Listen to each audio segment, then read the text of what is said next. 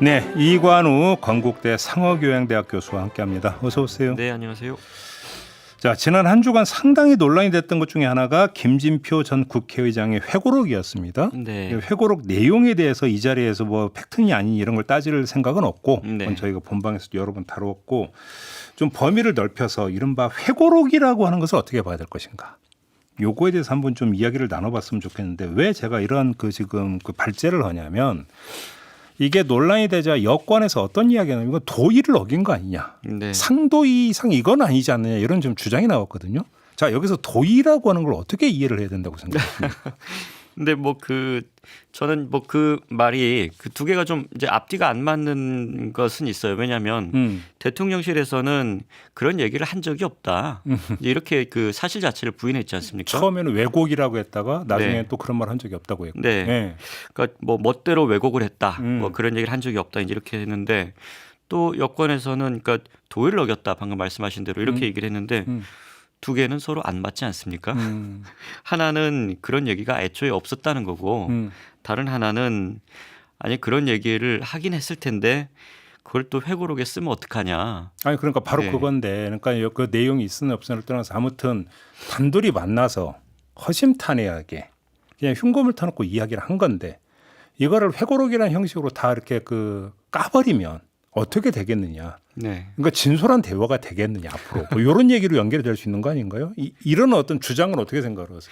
저는 그거는 그 내용에 따라서 다를 수 있다고 생각합니다. 그래요? 그 내용이 예를 들면 말 그대로 정말 사적인 거, 예, 서로 간에 이제 예를 들면 가족들 간의 일이라든지 아니면 자기 어떤 취향이나 기호에 관한 일이라든지 그다음에 또 어떤 제3자에 대해서 이렇게 평소에 자기가 가지고 있는 감정이라든지 네, 이런 것들 우리가 이제 네. 이런 것들이라면 그걸 좀 공개하는 건 좀 그렇겠죠. 네, 말 그대로 프라이버시의 문제잖아요. 근데 이제 지금 나온 얘기는 이거는 프라이버시의 문제냐 이게 아니면은 정말로 국정과 관련된 직접적인 문제가 있는 것이냐 이런 것들은 내용을 보고 판단을 해야 되겠죠. 그러니까 이제 내용이 사적인 영역이냐 공적인 영역 이 말씀을 좀 갈라 주셨는데 근데 언론계를 보면 오프 더 레코드라는 게 있어요. 그래서 이제 그 취재원이 오프를 걸고 이야기를 하는 당연히 오프를 걸고 얘기하는 것도 보도가 될 만한 가치가 있는 공적 사안인 경우겠죠. 그렇죠. 네. 그때 이제 상도 이상 받아들이면 보도를 안 하도록 되어 있단 말이에요. 네. 두 번째는 범위를 확장을 해서 이제 취재원과 주로 이제 국회 출입 기자들의 어떤 취재 방식 가운데 하나인데 같이 밥을 먹으면서 네. 내지 술을 마시면서 이런저런 어떤 정치 현안에 대해서 이야기를 나누는 경우가 많이 있어요. 그게 취재 일환인데 다만 이른바 신사협정 비슷하게 맺어져 가지고 거기서 오간 이야기는 5% 간주한다. 그래 보도 안 한다. 이런 게 있거든요. 네.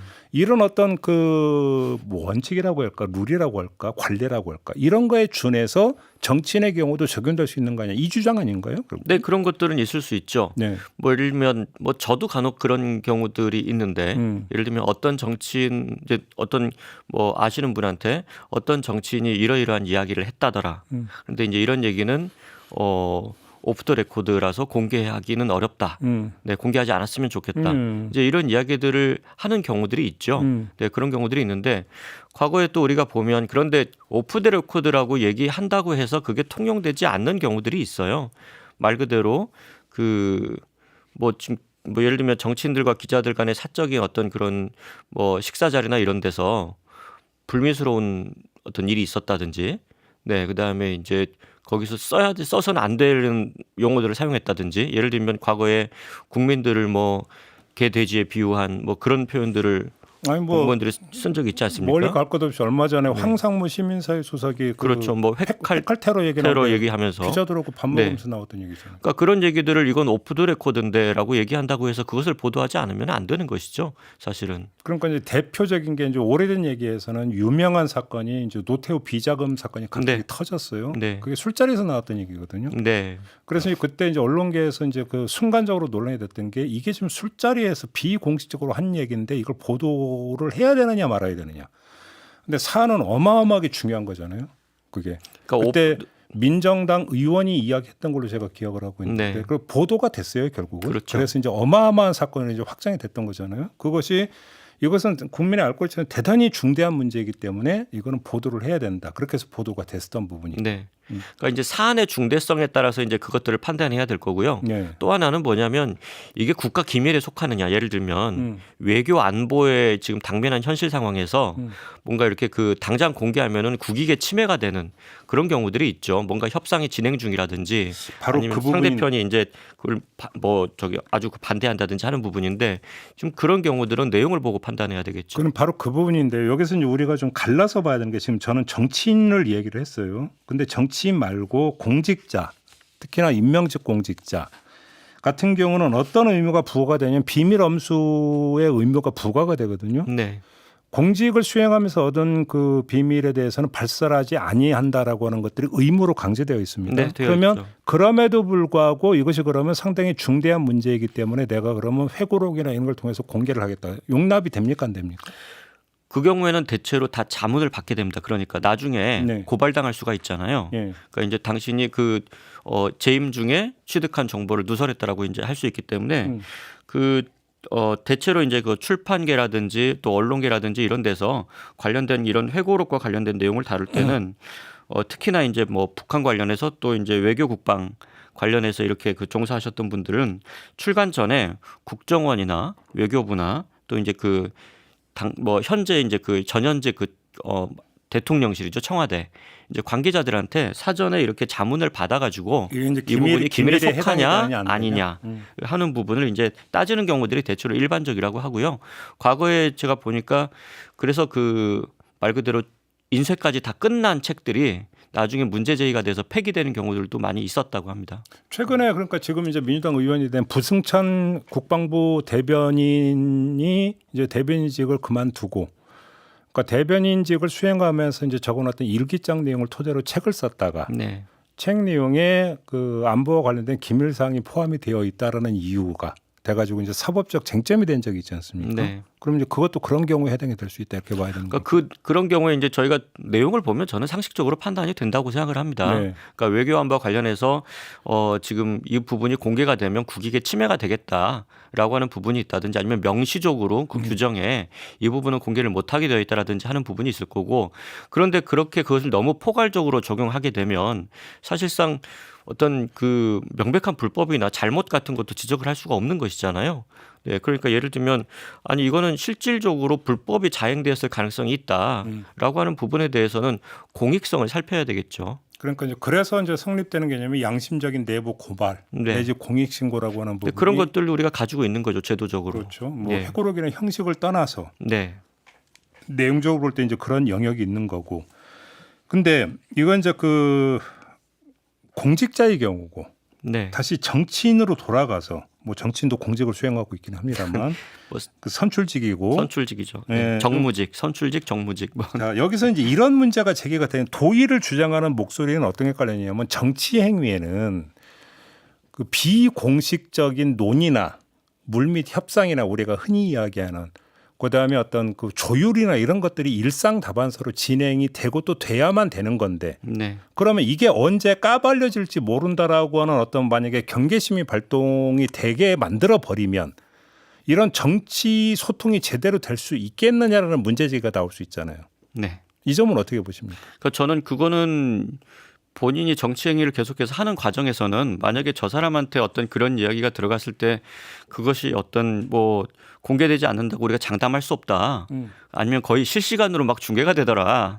이러면은 그 사람 본인이 그 직무를 수행하기가 굉장히 어렵겠죠. 사실 보통 이제 네. 보통 일상은 이제 사람에 대한 평가가 나오죠. 그렇죠. 이제 저 인간한테는 저런 얘기하면 안 돼. 뭐 이런 게 나오긴 하죠. 네. 이제 그러면 아마 그분이 또 얘기하시는 거를 신빙성 있게 우리가 받아들이기도 어려울 거고요. 네. 네, 반대로 이제 저는 그런 경우들은 좀 있다고 생각해요. 이제 그 사건이 종료되거나 아니면 이제 그 해당 정치인이 뭐 은퇴를 하거나 했을 경우에 이제 상대를 비방할 목적이 아니라면 그 사후에 있었던 일들에 대해서 당시에 뭐 이러이러한 중요한 결정들은 이렇게 이루어졌다라고 얘기할 수 있을 거고 저는 예를 들면은 뭐 우리 그 금융실명제 같은 것이 이제 그 전격적으로 이제 이루어졌는데 나중에 사후에 그런 일들은 어떻게 벌어졌느냐라고 물어보면 또 하나회 같은 것들을 척결한다든지 이런 경우에도 나중에 대통령이 별도의 비선을 가지고 거기에 지시를 해서 이런 일들이 이루어졌다. 이런 것들은 예를 들면 사후에는 충분히 공개될 수도 있는 문제들이겠죠. 그러니까 예를 들어서 그 이제 회고록을 쓴다라고 하는 것은 보통 이제 통상적으로는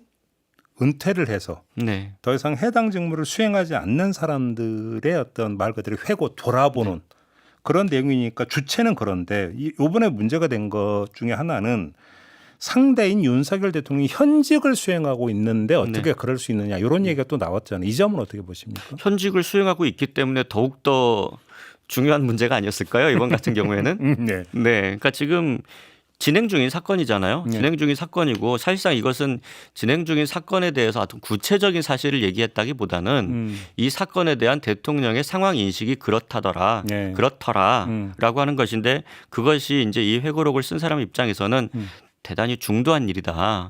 그 지금 많은 그 유가족들도 계시고 그렇죠. 그리고 이제 많은 국민들이 아니 이 사건에 대해서 왜 정부가 이렇게 대하는가라고 하는 부분이 굉장히 큰 의구심을 갖고 있지 않습니까? 네. 사실상 잘 이해가 되지 않는 거예요.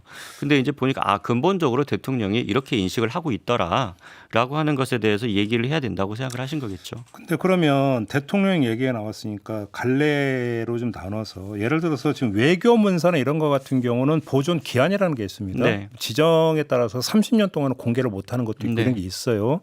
그거는 왜 그러냐면 외교 영역은 상대국도 있고 네. 여러 이제 국가 기밀에 해당되는 분이 상당 부분이 있기 때문에 네.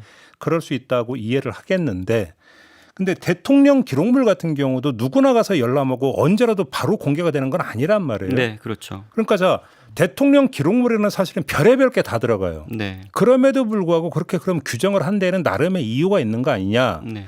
그래서 대통령 기록물 지정 제도에 준해서 본다면 대통령과 나는 대화를 이렇게 대통령이 현직을 수행하고 있는 상태에서 공개할 수 있느냐라는 형식 논리는 성립될 수 있는 거 아닌가요? 대통령 기록물에 관련돼서는 그건 법으로 딱 정해져 있습니다. 네. 그러니까 어떠한 것들이 대통령의 기록물에 해당된다라고 이렇게 되어 있고 그리고 그것에 대해서 이제 대통령 기록관에서 나중에 인수를 받아가지고요. 그걸 일일이 다 확인을 해서 이제 어떤 건이다. 예를 들면 대통령이 정상회담 때 사용한 어떤 메모가 있다든지 그다음에 대통령이 어떤 그 공개된 자리에서 나눈 이야기를 기록한 게 있다든지 다 대통령 기록물이 되죠. 그래서 실제로 제가 예전에 대통령 기록물을 해제할 때 사실은 그냥 해제하는 것이 아니고요.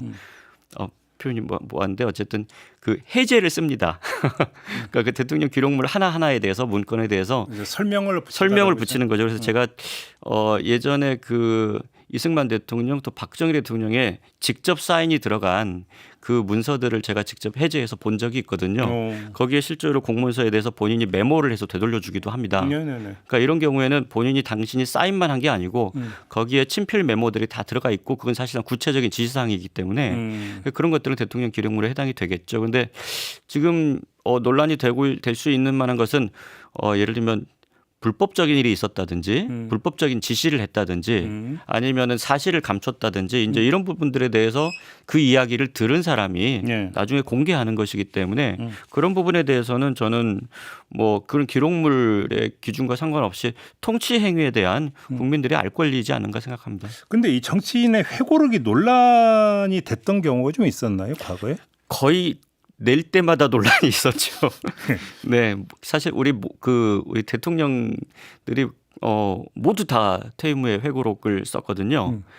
그때마다 사실 논란이 있었는데 뭐 많이들 기억하시겠지만 가장 충격이 컸던 거는 노태우 대통령 회고록에서 내가 김영삼 후보한테 3천억 대선 자금 줬다. 이 얘기해가지고 이제 회고록에서 있었고요. 네. 우리 전두환 전 대통령 같은 경우에는 그 회고록에서 이제 그 5.18 당시 헬기 사격 증언했던 그 조비오 신부에 대해서 뭐 파렴치한 거짓말쟁이다 이렇게 얘기한 게 이제 사자 명예훼손을 해가지고 그것도 회고록이네, 그러고 보니까. 예, 그것도 회고록에서 나와가지고 결국은 재판까지 이어졌던 이제 상황이 있었고요. 사과하지도 않았죠. 끝까지 재판 갔다가 아마 제가 보기엔 좀 망신을 많이 당하신 분은 이명박 대통령이었을 것 같은데 예. 왜냐하면 회고록의 상당 부분 중에 자원 외교를 잘했다는 부분이 있었어요. 그 잘한 건가요? 그래 나중에 이제 회고록을 낸 시점에서 나중에 몇 년 뒤에 이제 이렇게 그 법적인 처벌을 받지 않았습니까? 근데 그 과정에서 당시에 이제 여러 가지 기록들을 보니까 예를 들면은 그 뭐 캐나다에 있는 하베스트사 유전이 뭐 거의 사실상 물만 나오는 뭐 상황이었는데도 불구하고 석유공사를 막 재촉해서 네. 4조 원 이상의 돈을 주고 그걸 사들이겠다. 네. 이제 이런 것들이 나중에 회고록에서 주장했지만 나중에 확인해 보니까 논란이 굉장히 심하게 됐던 그런 경우들이죠. 대통령만 해도 이렇게 많고요. 뭐 그 이외의 정치인들의 회고록도 만만치 않고요. 아마 가장 제가 보기에는 회고록이라는 것으로 정치사에서 기록될 만한 사건은 좀 옛날이긴 하지만 김형욱 중앙정보부장이 어떻게 보면은 나중에 그 뭐 대통령의 그거는 저기 예. 이제 남산의 부장들 영화까지도 다 나왔던 부분이죠. 가방 들고 원고 넣은 가방 들고 그 원고 하나 때문에 사실상 나라가 흔들렸고 그러니까. 그 회고록을 회수하기 위해서 뭐 당시에 수십만 달러, 그러니까 요즘으로 따지면 수백억 정도가 될 텐데 그 정도 돈을 주면서 회유해가지고 어쨌든 그 출간을 막으려고 네 이제 그건 정권 차원의 위기로 이제 이어졌던 그런 회고록이죠, 사실은. 그렇죠. 그러면 하나만 더 그 총선만 되면 국회의원들이 회고록 여기는 이제 체계 종류가 약간 갈래가 좀 있어요. 네. 회고록만 있는 게 뭐 자신의 정견을 담은 것 책도 있는데 하여간 종종 회고록이라고 하는 것도 나오지 않습니까? 네, 네. 읽어볼 만한 게 있던가요? 저는 현역 정치인의 회고록은 별로 볼 만한 게 없었던 것 같아요. 그래요? 네. 여기서 잠깐 새길로 빠져가지고 회고록이라고 하는 갖고 있는 특징은 일단은 그 서술 양식이 1인칭 주인공 시점의 서술이잖아요. 네. 그다음에 다 자기 본의적 해석이고 네.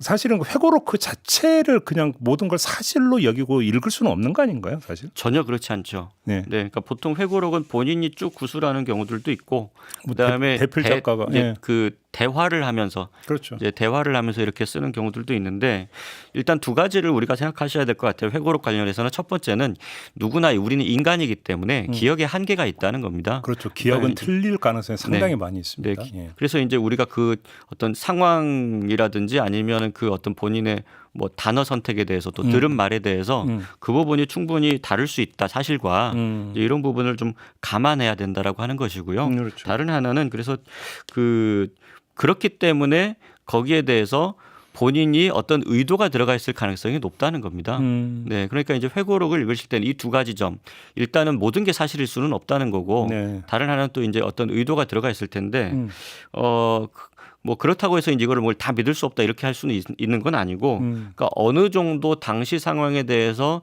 좀 배경 지식이 있는, 그래서 이 사람이 이런 이야기를 했을 경우에는 어떤 맥락과 의도를 가진 것일 것이다라고 하는 정도의 어떤 그 생각을 하면서 읽어야 사실은 회고록이 좀 재밌게 읽으실 수 있는 것 같아요. 알겠습니다. 자, 그러면 좀 약간 정리를 좀 해서 이른바 이제 회고록의 내용이라고 하는 게 비하인드 네. 내지 비사 이런 거라고 정리를 한다면 비사 공개의 원칙 같은 게 있을까요?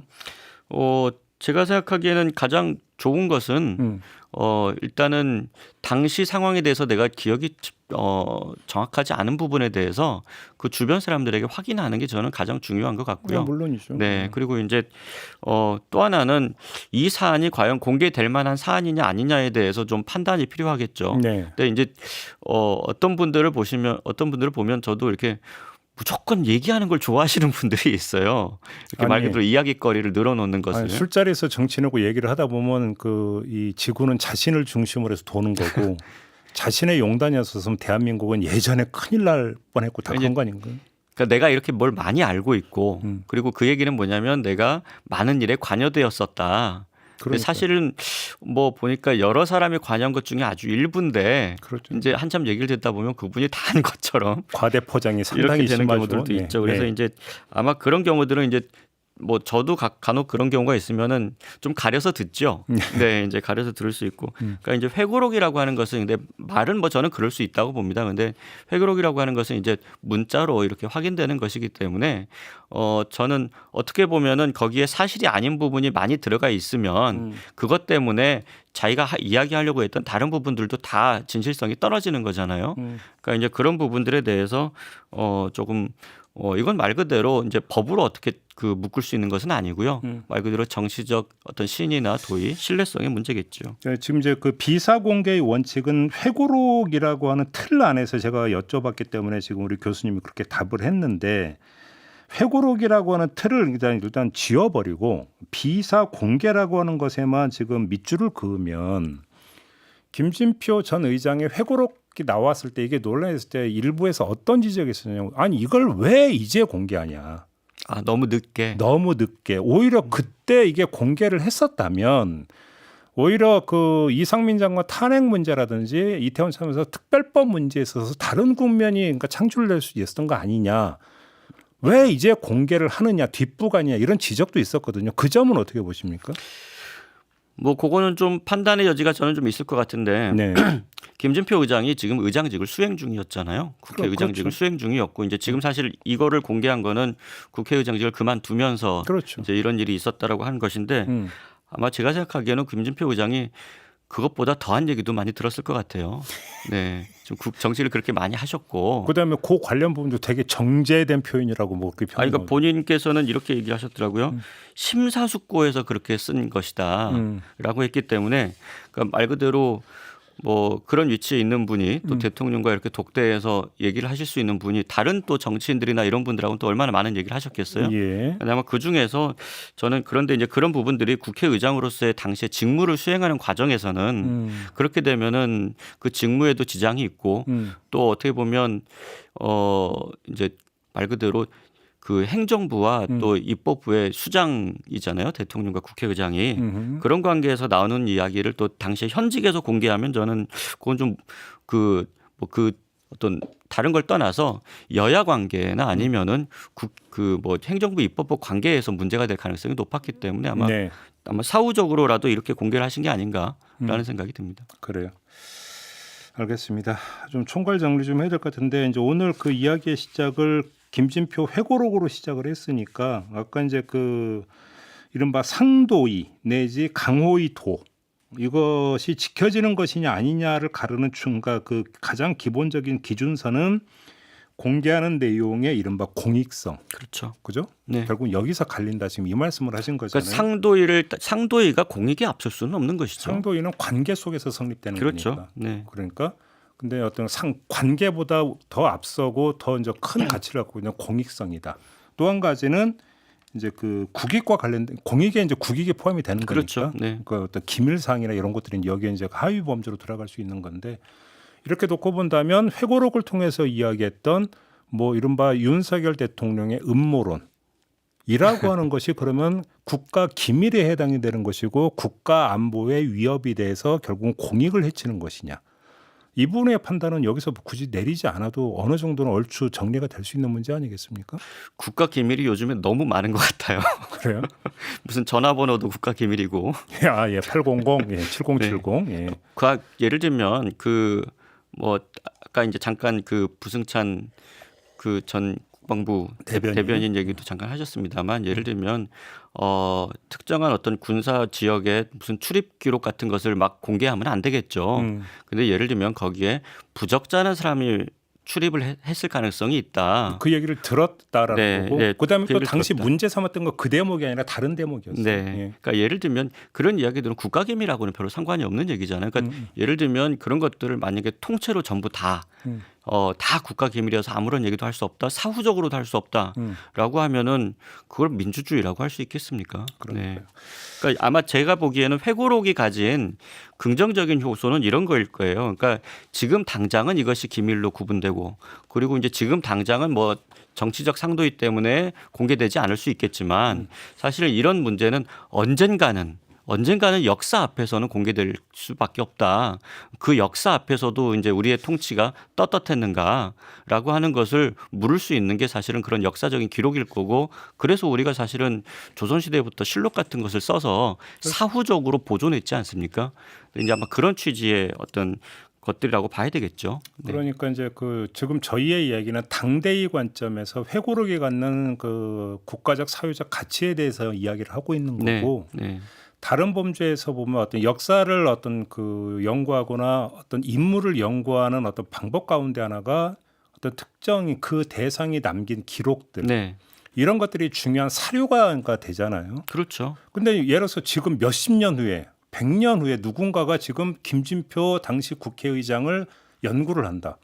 그러면 이번에 쓴 회고록 자체가 그러니까 그 학적인 중요한 사료가 될 수 있는 거 아니겠습니까? 저는 이번에 김진표 의장 좀 안타까운 건 뭐냐면 김진표 전 의장의 회고록이 이제 제목이 대한민국은 무엇을 축적해 왔는가 이제라고 하는 부분인데 이분이 1960년대부터 공무원 생활을 했기 때문에 박정희 때부터 10개의 정권에서 일을 하셨다고 해서 주로 이제 그 또 다양한 그 또 일을 공무원에서부터 이제 뭐 관료 국회의장까지 하셨으니까 저는 이런 기록들은 좀 볼만한 내용들이 있을 거라고 생각해요. 네. 제가 지금 아직 보지는 못했지만 근데 거기에서 이 부분은 정말 한 단락일 거거든요. 지금 논란이 되고 있는 것은 그것 때문에 이 전체의 기록이 좀 폄하되는 것은 저는 바람직하지 않은 것 같고요. 다른 회고록들도 뭐 그런 경우들이 많이 있는 것 같습니다. 그러니까 이제 회고록인데 이제 범위를 넓혀 자서전 같은 경우는 말 그대로 자기 본의 어떤 서술이기 때문에 그 자체를 액면 그대로 받아들이기 힘들고 네. 저는 해외에서 이제 그 나왔던 어떤 인물에 대한 어떤 평전을 좀 몇 개 본 적이 있는데 뭐 양이 뭐 거의 그렇죠. 벽돌책 네. 제 3자가 쓴 건데 정말 크로스 체크가 장난이 아니더라고요. 저는 평전을 개인적으로 그 자카 아탈리가 쓴 미테랑 평전이라는 책이 있어요. 예. 제가 가장 좋아하는 평전이고 예.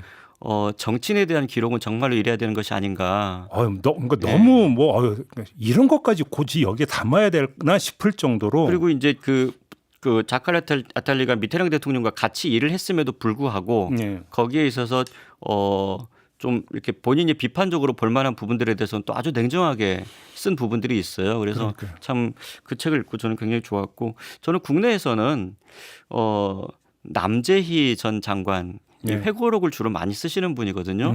네, 가장 최근에도 이제 또 뭐 시대 조정자라고 해서 한 편 내셨는데 남재희 장관의 그 회고록 서술은 제가 보기에 비교적 객관적이고 본인의 관점이 어떤 독창적인 관점들이 있어서 저는 이런 것들은 상당히 읽어볼 만하지 않나 사료로서도 가치가 있다 그런 생각이 좀 듭니다. 그러니까 이제 제가 이제 평전을 이야기했던 게 결국은 김진표 전 의장이 회고록 내용에 통해서 이게 상당히 중대하고 사회적으로 정치적으로 중대한 내용을 던졌으면 크로스 체크를 누가 해야 되느냐? 언론이 해야 되는 거죠. 사실. 그렇죠. 그 평전을 쓴 어떤 그 인물 작가가 아주 꼼꼼하게 챙기는 것처럼. 근데 지금 우리 언론이 또 그러면 그 뒤에 그런 걸 어떤 게 해왔는가도 사실을 좀 반추를 해보면 오히려 이제 반응을 쫓아다니는. 그렇죠. 그죠? 근데 이것에 대해서 여야 공방을 그냥 가십처럼 그렇죠. 쫓아다니는 것이죠. 만약에 이 문제를 저는 조금 진지하게 들여다볼 필요가 있다고 생각이 들어요. 그러니까 어떻게 보면은 국회의장이라고 하는 뭐 아주 신빙성 있는 그런 그 직위에 있었던 분이 대통령이 여기에 대한 상황 인식이 이랬다더라라고 하는 것인데 사실 이것은 이태원뿐만이 아니라 이태원 사고뿐만이 아니라 다른 부분에 있어서 과연 보수 유튜버들과 대통령실 간의 관계가 어떻게 되는 것이냐 이런 것들은 상당히 진지하게 물어봐야 되는 것이죠. 그러니까요. 그런 어찌 보면 이게 하나의 단서가 되고 후속 작업이 그 후속 작업을 해야 되는 주체 중에 하나가 좀 언론일 수도 있는데 네. 그런 부분에서 좀 약간 좀 아쉽다 이런 얘기까지 좀 덧붙이면서 오늘 이야기는 좀 마무리하도록 하겠습니다. 이관우 교수와 함께했고요. 수고하셨습니다. 네. 네, 저도 물러가겠습니다. 고맙습니다.